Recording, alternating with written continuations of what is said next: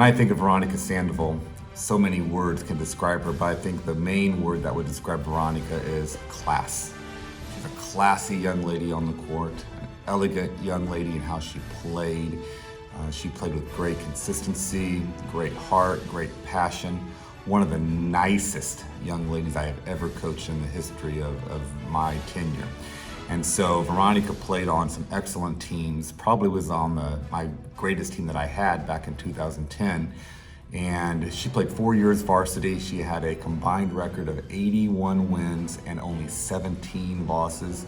The 81 wins is 7th all-time in school history. She was on 4 North Central Conference championship teams, 4 sectional championship teams, 3 regional championship teams.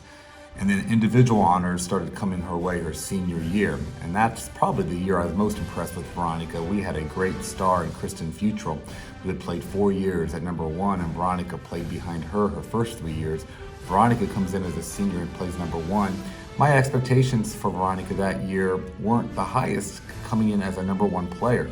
She went 20-5 her senior year, pulled off a couple of big upsets that year against Fort Wayne Canterbury and Delta, and just did more than I could have ever imagined as a number 1 singles player. She was a senior all-star that year and also all-district selection for that year. Individually, she was 7-0 in her career against Mrs. Sandoval, and Mrs. Sandoval had some great teams and Veronica never lost. We started our rivalry with Delta during her tenure. She was 2-0 against Delta, and just every match Veronica was supposed to win, she took care of business and pulled a lot of upsets along the way. So congratulations, Veronica. You are more than deserving of a spot in the Athletic Hall of Fame for your tennis accomplishments and for just being a classy young lady.